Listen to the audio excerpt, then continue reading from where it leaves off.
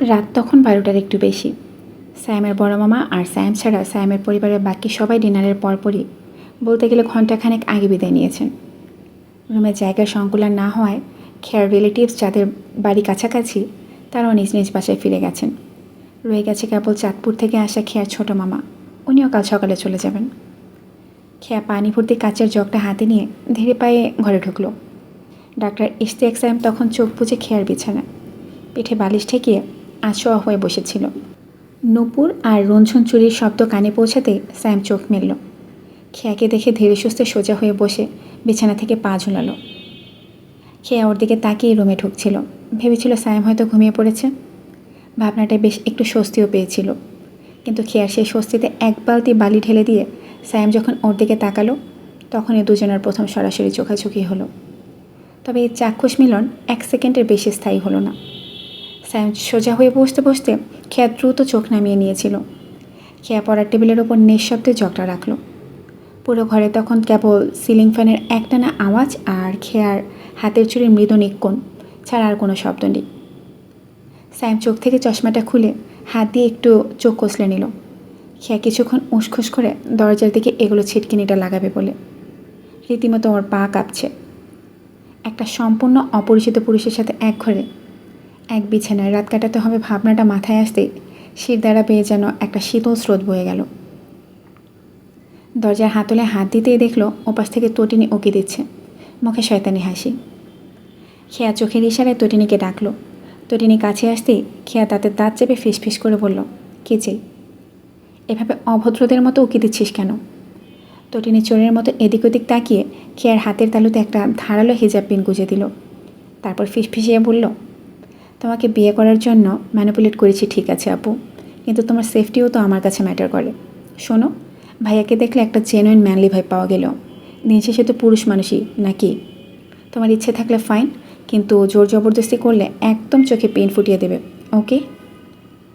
খেয়া পিনটা এক হাতে নিয়ে অন্য হাতে তটিনীর গালে সপাটে একটা চড় বসিয়ে দিল। তটিনী গাল ঘষতে ঘষতে চুল উড়িয়ে মুখ বাঁকিয়ে বলল, এটা বড় বোনের দোয়া হিসেবে নিলাম, তবে যা বললাম মাথায় রেখো। তোমার পাশে কেউ না দাঁড়ালেও এই আমি তোমার পাশে আছি, ফিকার নট। খেয়ে আবার হাত উঠিয়ে ফিসফিস করে ধমকের সুরে বলল, আরেকটা দেবো?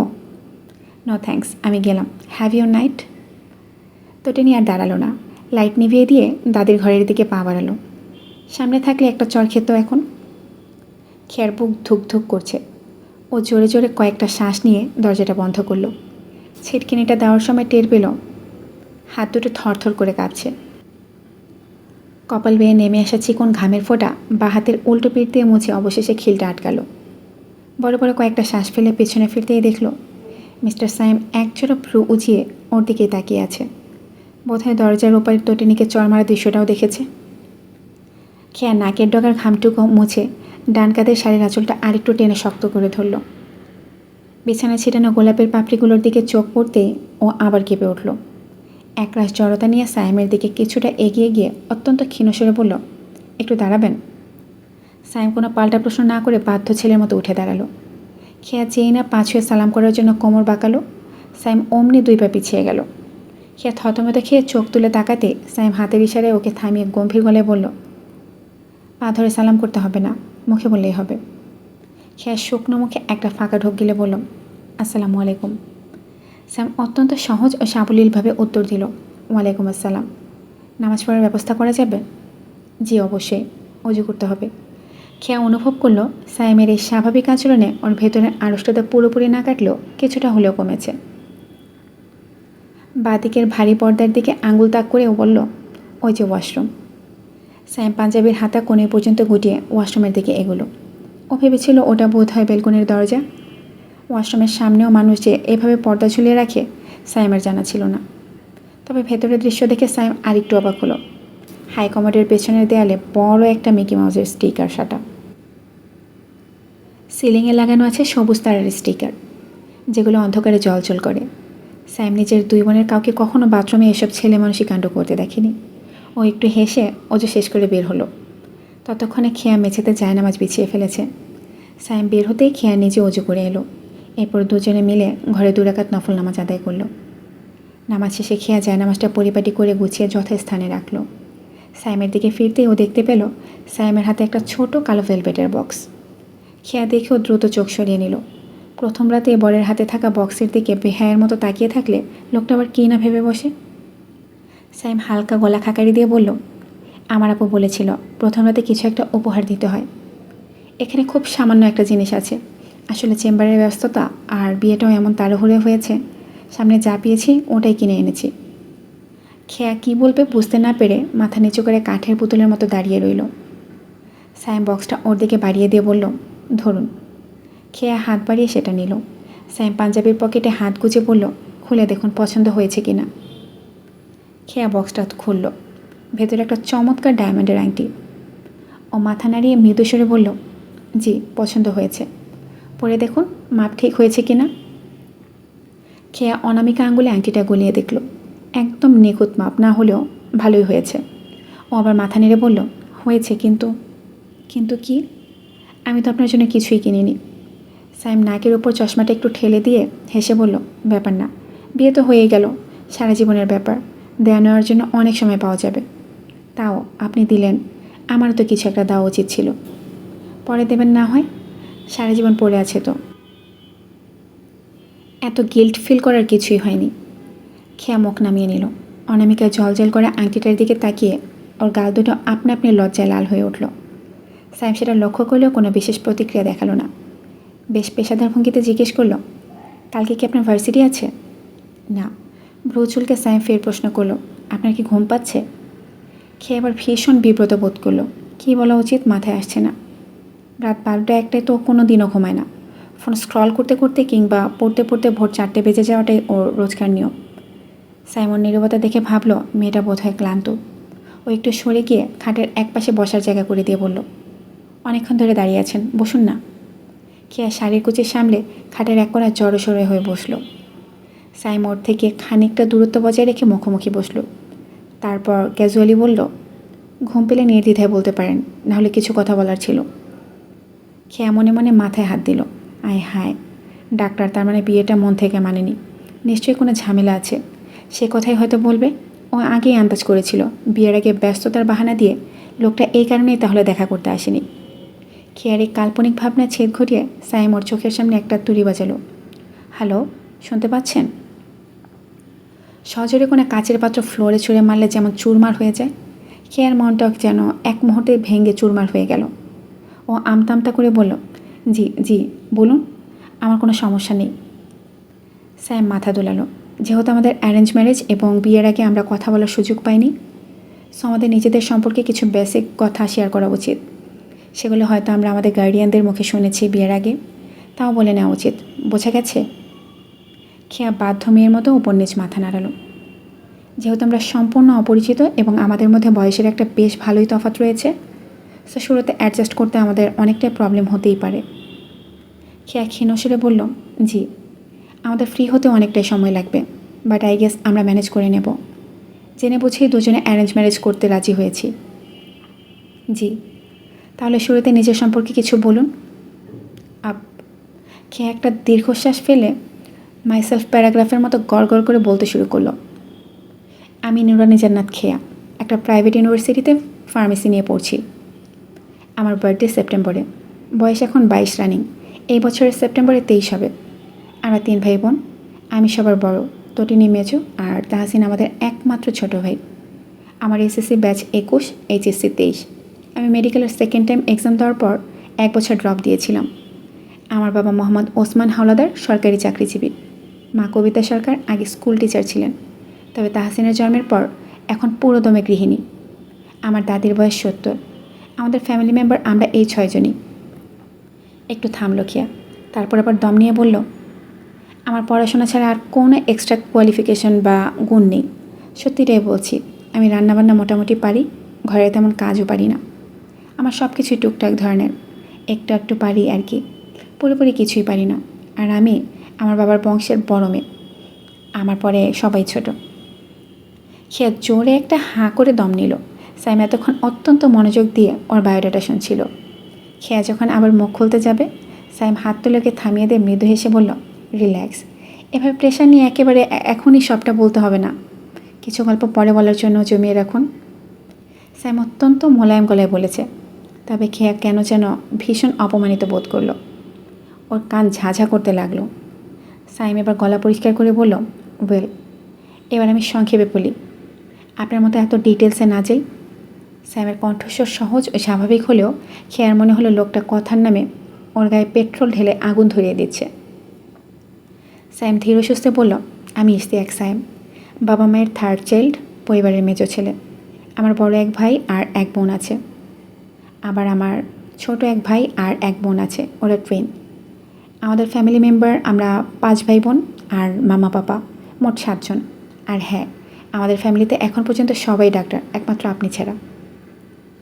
তো বিয়ে করলি না কেন কোনো লেডি ডাক্তারকে? আমার ঘরে এসে পড়লি কেন? খেয়া মনে মনে সাইমকে ভীষণ বকল। সাইম ফের বলল, আপনাকে দেখে বিরক্ত মনে হচ্ছে। আমার আরও কিছু বলার থাকলেও আমি আজ আর কথা না পারি। বাকি কথা না হয় আমরা পরে আস্তে আস্তে জানব। একদিনে সব বলে ফেললে তো আর পরে কথা বলার টপিকই খুঁজে পাওয়া যাবে না। না, এই লোকের জ্ঞানের কথা আর সহ্য করা যাচ্ছে না। খেয়ে একটা দীর্ঘশ্বাস ফেলে একটু বিরক্ত হয়ে বলল, তাহলে পরে কথা বলি, আমার ভীষণ ঘুম পাচ্ছে। ইয়া শিওর, এমনিতে অনেক লেট হয়ে গেছে। সাইম নিজের হাত ঘড়ির দিকে তাকিয়ে বলল। খেয়া দেয়াল ঘড়ির দিকে তাকালো। সবে 1:05 বেজেছে, এটা বুঝি অনেক রাত? ও রাগ সামলে বিছানার ওপর সাজানো ফুলের পাপড়িগুলো হাত দিয়ে ঝেড়ে ঝেড়ে নিচে ফেলে দিল। সাইম পায়ের সাহায্যে ফুলগুলো একত্র করে খাটের এক কোণায় রেখে ঘরের চারপাশটা দেখে বলল, আপনার রুমে মশা অনেক। খেয়ে আড়ালে চোখ বন্ধ করে দম নিল। কথাটা সত্য, তাই বিরক্তি দমিয়ে রেখে বলল, কয়েল দেব? আমার আসলে ডাস্ট অ্যালার্জি আছে, কয়েলের ধোঁয়া বা গন্ধ সহ্য হয় না। তাহলে মশারি দেব? কোনো গুড নাইট বা অল আউট নেই? আছে, ওটা তাহসিনের রুমে, নিয়ে আসবো? না, এই মাঝরাতে বাইরে যাওয়ার দরকার নেই, অর দেখাবে। তাহলে মশারি টাঙাই? আচ্ছা, দিতে পারেন, অসুবিধে নেই। মশারির 4 কোণা টাঙাতে হবে, তার মধ্যে 2 কোণা খাটের ওপর উঠে দেয়ালে মারা পিনের সাথে আটকাতে হবে। বাকি দুটোর একটা জানালার গ্রিলে, আরেকটা বাথরুমের পাশে থাকা পিনে। সাইম ভদ্রলোকের মতো খাটের এক পাশে দাঁড়িয়ে রইল। খেয়া মশারির নিচের 2 কোণা আটকে যেই না খাটের উপরে দাঁড়াতে গেল, অমনি ঘটল এক বিপত্তি। শাড়ির কোচেতে ওর ডান হাতটা কেমন যেন পেঁচিয়ে গেল। কিছু বুঝে ওঠার আগে টাল সামলাতে না পেরেও মশারি নিয়ে খাট থেকে সোজা ছিটকে পড়ল মেঝেতে। মশারি যে 2টো কোণা লাগিয়েছিল ওগুলোও খুলে ওর গায়ে এসে পড়ল। শাড়ির অবস্থা এলোমেলো হলো, কোমরেও ভীষণ ব্যথা পেল। ঘটনাটা এত দ্রুত ঘটল যে সাইম কিছু বুঝে ওঠার কিংবা হাত বাড়িয়ে ওকে ধরার সুযোগটাই পেল না। চোখের পলকে খেয়া মশারি পেঁচিয়ে ফ্লোরে মুখ থুবড়ে আছাড় খেয়ে পড়ল। খেয়া ওভাবে মেঝেতে পড়ে যাওয়ায় কোমরে মারাত্মক চোট পেয়েছে। তীব্র ব্যথার চোটে সে মুহূর্তে ভুলেই গেল যে সামনে সাইম দাঁড়িয়ে আছে। মেঝেতে শুয়ে 2 হাতে কোমর চেপে ধরে ও চোখ খিচে গোঙাতে লাগলো। সাইম কপালে হাত ঘষে একটু ইতস্তত বোধ করে খেয়ার দিকে ঝুঁকে এলো। হাত বাড়িয়ে দিয়ে বলল, বেশি ব্যথা পেয়েছেন? সাইমের গলার স্বর কানে পৌঁছাতেই খেয়ার ব্যথার তীব্রতা, লজ্জাবোধ সবটাই যেন দ্বিগুণ হয়ে গেল। প্রথমবারে সাইমের সামনে এভাবে আছাড় খেতে হলো। ব্যথায় আর চরম লজ্জায় খেয়ার চোখে পানি টলমল করছে। পড়ে যাওয়া শাড়ির আঁচল সরে গিয়ে এক মুহূর্তের জন্য ওর পেট উন্মুক্ত হয়ে পড়েছিল। খেয়া বাঁ হাত দিয়ে চোখের জল মুছে তড়িঘড়ি করে আঁচল টেনে শরীরটা ঢেকে নিল। সাইম পুরো বিষয়টা খেয়াল করল, তবে খেয়ার এই অস্বস্তি লাগার ব্যাপারটাও ভীষণ সহজ এবং স্বাভাবিকভাবে নিল। সাইম মেঝে থেকে খেয়ার শাড়ির আঁচলের অবশিষ্ট অংশ কুড়িয়ে নিয়ে আলতো হাতে খেয়ার ডান কাঁধে তুলে দিল। তারপর অত্যন্ত শালীনতার সাথে খেয়ার বাহু ও কাঁধ ধরে ওকে মেঝে থেকে আলতো করে তুলে আঁচড়া করে বসালো। বেশি ব্যথা পেয়েছেন? ও আবার শুধালো। খেয়া কোনো জবাব না দিয়ে নাক টানে। একলাশ অস্বস্তি আর সংকোচ নিয়ে নিজের কাঁধে রাখা সাইমের হাতের দিকে তাকালো। নারী মনে থাকা জড়তাটুকু বুঝতে পেরে সাইম নিজে থেকে একটু দূরত্ব বজায় রেখে বসালো। অভয় দেওয়ার সুরে বলল, লজ্জা পাওয়ার কিছু নেই, আমি একটুও হাসিনি। এমন দুর্ঘটনা যে কোনো সময় যে কারোর সাথেই হতে পারে। Be easy. খেয়া মাথা নিচু করে রইল। খেয়ার ছেলে মানুষই মন বুঝে নিল এই লোক নিজ থেকে যেহেতু হাসির কথা তুলেছে, সুতরাং তার এক মুহূর্তের জন্য হলেও হাসি পেয়েছিল। চোখ গলে পানি পড়ল ওর। সাইম ওকে সান্ত্বনা দিয়ে আবার বলল, আমি বুঝতে পেরেছি আপনি শাড়ি পরে খুব একটা অভ্যস্ত নন। ব্যাপার না, হতেই পারে। আসলে আমারই ভুল হয়েছে, আপনাকে সাহায্য করা উচিত ছিল। ব্যথাটা কি খুব বেশি? খেয়া ডানে বামে মাথা নাড়ালো। স্যাম শান্ত গলায় বলল, বুঝতে পারছি আপনার আমার সামনে ভীষণ অস্বস্তি বোধ হচ্ছে। খুবই স্বাভাবিক, তবে মিথ্যা না বললেই ভালো লাগবে আমার। খেয়ে এবার কোনো মতে উপর নিচ মাথা নাড়ালো। স্যাম জিজ্ঞেস করলো, ব্যথা আছে? খেয়ার গলা থেকে যেন শব্দ বের হতে চায় না। স্যাম এবার উঠে দাঁড়ালো। খেয়ার গায়ের সাথে পেঁচিয়ে থাকা মশারিটাকে একপাশে সরিয়ে রেখে সে আবার খেয়ার সামনে এসে বসলো। হাত বাড়িয়ে দিয়ে বলল, আমার হাতটা ধরুন, ওঠার চেষ্টা করুন। খেয়া চিপ দিয়ে ঠোঁট ভিজিয়ে নিজের হাত সায়েমের হাতের উপর রাখলো। স্যাম পরম যত্নে খেয়ার হাত ও বাহু ধরে ওকে দাঁড় করালো। বিছানার কাঠের হেডবোর্ডের সাথে পিঠে একটা বালিশ গুঁজে দিয়ে খেয়াকে সাবধানে বসিয়েও জিজ্ঞাসা করলো, বসতে কি কষ্ট হচ্ছে? খেয়া উত্তর না দিয়ে চুপ করে রইল। এ কেমন বর যে নায়কদের মতো কোলে তুলল না? সায়েম কোলে তুললে খেয়ার যদিও ভীষণ অস্বস্তি লাগতো, তাও সায়েমের উচিত হয়েছে ওকে হাঁটিয়ে আনা। খেয়া মনে মনে বলল, শালা অতিরিক্ত ভদ্র সাজা নিরামিষ ঘণ্ট কষেই, পরে কখনো আসিস কোলে নিতে, জীবনও উঠব না। খেয়াকে উসখুস করতে দেখে সায়েম বেশ ধৈর্য নিয়ে আবার বলল, বলুন। না বললে আমি বুঝবো কী করে যে কোথায় সমস্যা হচ্ছে? একটু ব্যথা হচ্ছে, খেয়া খুবই ক্ষীণস্বরে বলল। সায়েম নিজের কোমরে 2 হাত দিয়ে একটু ভেবে বলল, আচ্ছা আপনার কাছে কি মুভ জাতীয় কোনো স্প্রে আছে? দাদির রুমে আছে। সায়েম কিছুক্ষণ চিন্তা করলো, এ রাতে দাদির রুমে মুভ আনতে যাওয়াটা কেমন দেখায়। মুরব্বী মানুষ তিলকে তালনা বানিয়ে আবার কী না কী ভেবে বসে। আবার খেয়ার চোখ মুখ দেখে ও বুঝতে পারছে মেয়েটা ভীষণ ব্যথা পেয়েছে। ও খেয়ার মুখোমুখি এসে বসল। আপনি কি কাউকে ডেকে ওটা আনিয়ে দিতে পারবেন? যদিও বেশ রাত হয়ে গেছে, ব্যাপারটা সাংঘাতিক রকমের লজ্জার, তাও যদি সম্ভব হয়। খেয়া সাইমের দিকে তাকালো। সাইম গলা খাকারি দিয়ে বলে, আপনিও পূর্ণবয়স্ক, আমিও পূর্ণবয়স্ক। বাসরাত সম্পর্কে দুজনেরই ভালো ধারণা রয়েছে। এমন রাতে কোমর ব্যথার জন্য স্প্রে আনতে যাওয়াটা আসলে। খেয়ার চোখ গোল গোল হয়ে গেল। আল্লাহ গো, কী এক অবস্থা।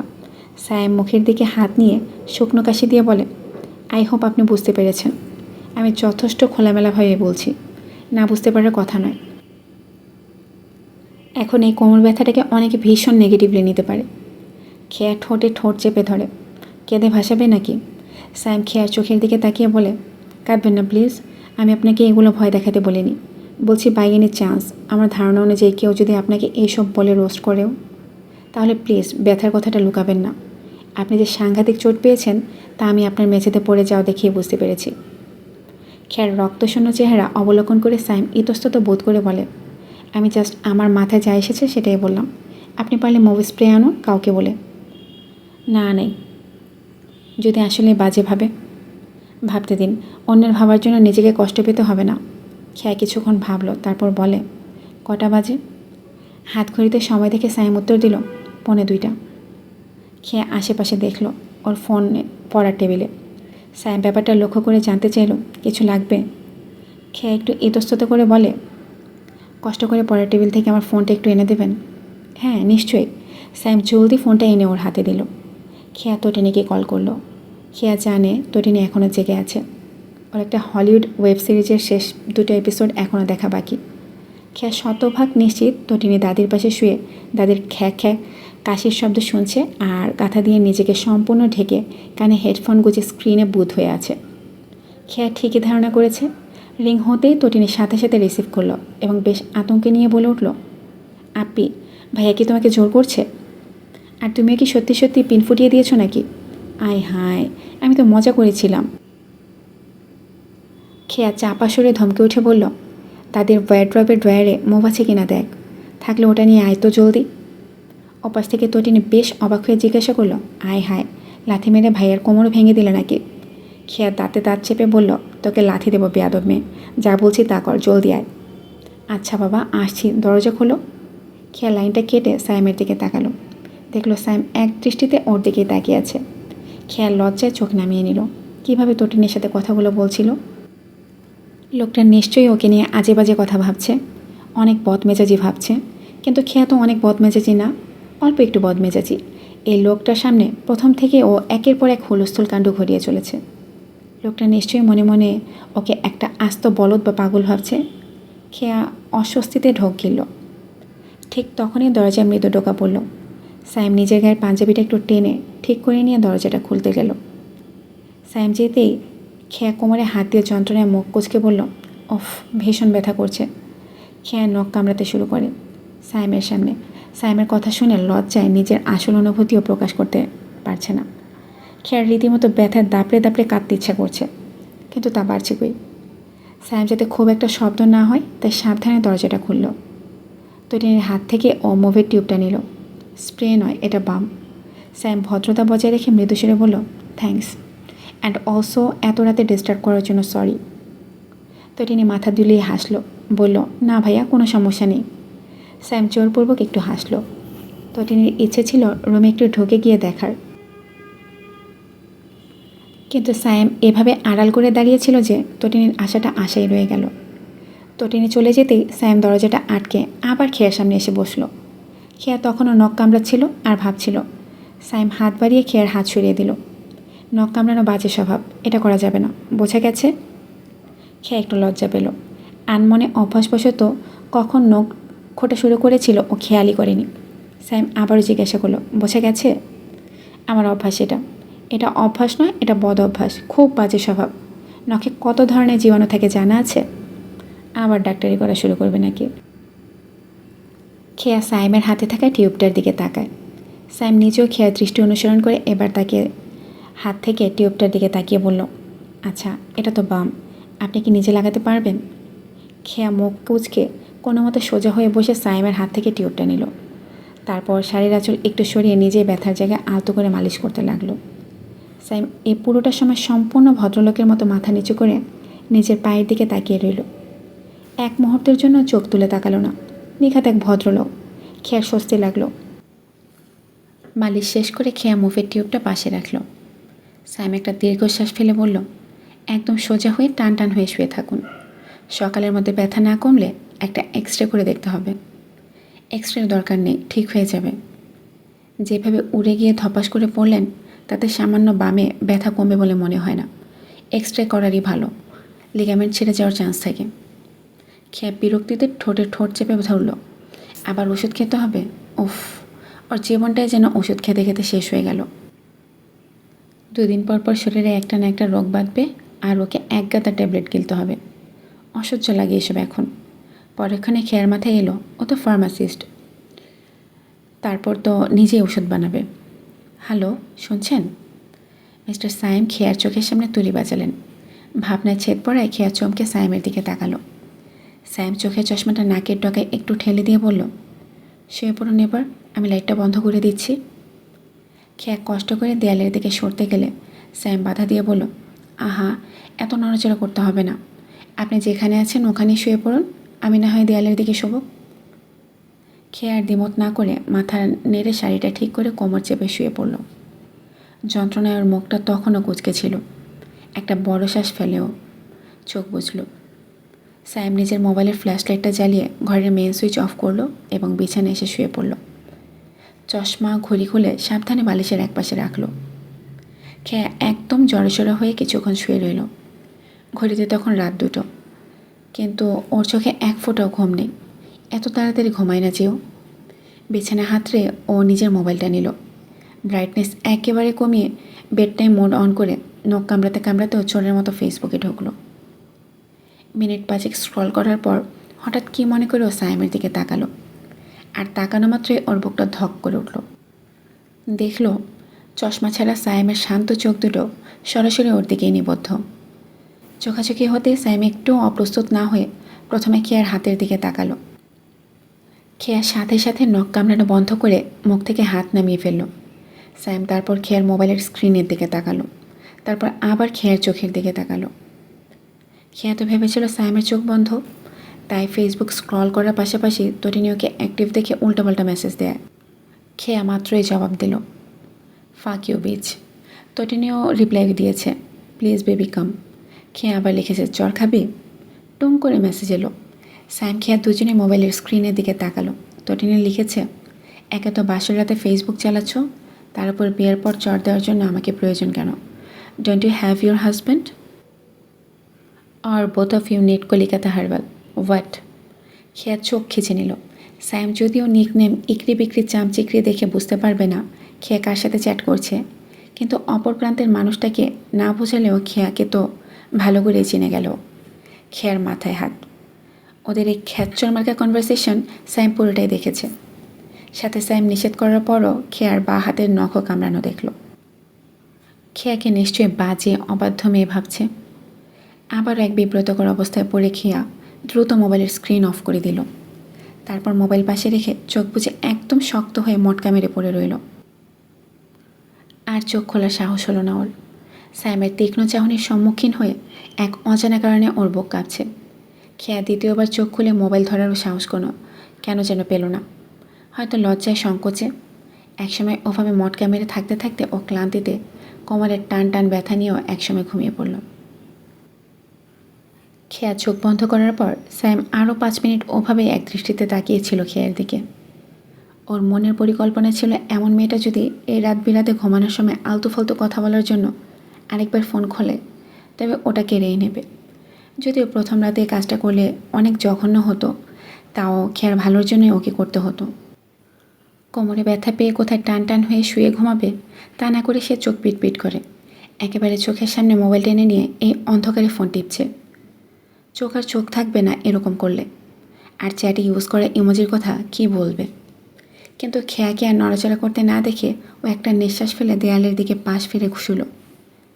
ভাবতে ভাবতে সাইম মুখ কুচকায়। বা হাতের নখ কী করে মানুষ কামড়ায়, ছি। চোখ বুজে নিচু সুরে বিড়বিড় করে বলল, যত সব বদ অভ্যাস। দেরি করে ঘুমালেও সাইমের ভোরে ওঠার অভ্যাস। ফজরের আজান পড়তেই ও বিছানা ছাড়ে।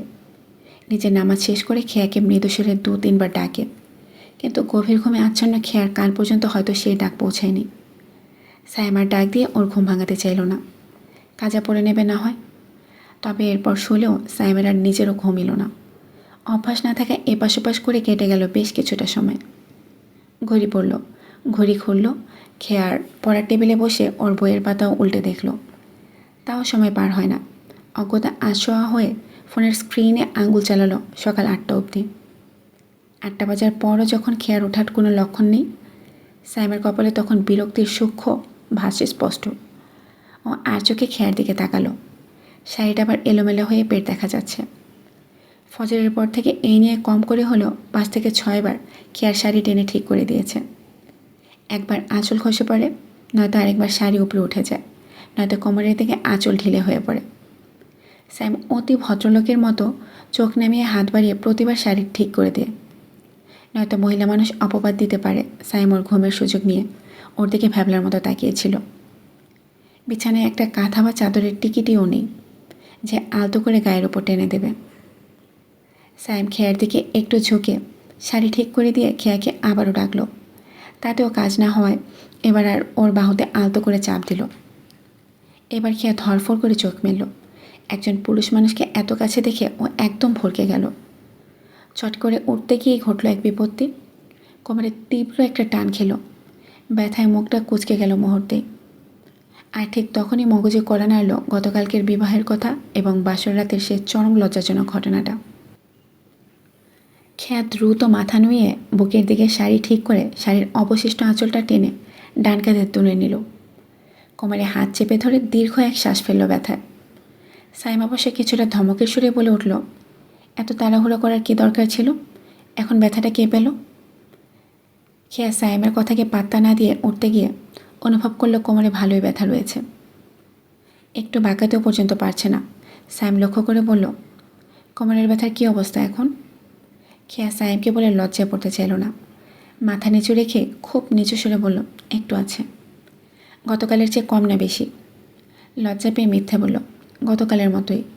শিওর তো? জি। সাইম মিথ্যা ধরতে পারল, তাও বলল, আমাদের এবার রুম থেকে বের হওয়া উচিত। আমাকে তো আবার বাসায় ফিরতে হবে। আপনার সাথে আমার কিছু কথা বলার আছে, বোঝা গেছে? খেয়া দেয়াল ঘড়ির দিকে তাকালো। 8টা 15 বাজে। ও বাধ্য মেয়ের মতো মাথা নেড়ে বিড়াল পায়ে বিছানা থেকে নামলো। ওয়ারড্রপ থেকে জামাকাপড় নিয়ে কোমর চেপে প্রায় খুঁড়িয়ে খুঁড়িয়ে ওয়াশরুমের দিকে চলে গেল। সাইম খেয়ার যাওয়ার পানে তাকিয়ে হতাশার শ্বাস ফেলল। সবাই তিলকে তাল বানাবে, সাইমকে খারাপ ভাববে। এখন ভাববে সাইমের ধৈর্য নেই। অথচ সাইমের ধৈর্যের সাথে জুড়ি মেলানো দেয়। সাইম জোরে শ্বাস নিয়ে মাথা থেকে বিষয়টা ঝেড়ে ফেলতে চাইলেও পারল না। বিছানা থেকে উঠে হাত দিয়ে চাদর টেনে টেনে ঠিক করল। বালিশগুলো গুছিয়ে রাখলো পরিপাটি করে। তারপর নিজের ব্যাগ থেকে ব্ল্যাক শার্ট আর জিন্স বের করে খেয়ার ওয়াশরুম থেকে বের হয়ে অপেক্ষা করতে লাগলো। এদিকে বাথরুমে ঢুকে খেয়া কোমর চেপে ধরে একটা চাপা গোঙানি দিয়ে উঠল। সাইমের সামনে ব্যথার তীব্রতা লুকানোর সর্বোচ্চ অভিনয় করলেও ব্যথাটা আসলে বেড়েছে। এখন ব্যথার ওর প্রাণ ওষ্ঠাগত। কিছুক্ষণ কোমর চেপে ধরলে দেয়ালে ভর দিয়ে দাঁড়িয়ে থাকে। বড় বড় শ্বাস নিল। সাইম না থাকলেও শব্দ করে কেঁদে ভাসাতো শিওর। তখনই মাথায় এলো রাতে শাড়ি পরে সে শুয়েছে, শাড়ি নিশ্চয়ই অনেকবার এলোমেলো হয়ে গিয়েছিল। সাইম তার মানে অনেকবারই ওকে এলোমেলো অবস্থায় দেখে ফেলেছে। আল্লাহ! খেয়া মুখ খিচে নিল। মাটি ফাঁক করা হোক, খেয়া ভূগর্ভে চলে যাক, তারপরও মরে যাক। 10 মিনিট পার হয়ে যাওয়ার পরও যখন সাইম বাথরুম থেকে কোনো প্রকার শব্দ পেল না, তখন সাইমের কপাল কুঁচকে গেল। গোসল করতে গেলে এমন শুনশান নীরবতা কী করে থাকে? পানি পড়ারও তো শব্দ তো হয়। সাইম এক পাশে পর্দা সরিয়ে দিল। ভেতরে পিন পিন নীরবতা। সাইম বাথরুমের দরজায় নক করে গলা খাকারি দিয়ে বলে, হ্যালো খেয়া, ঘুমিয়ে পড়েছেন নাকি আবার? স্লিপ কেটে পড়ে গেছেন?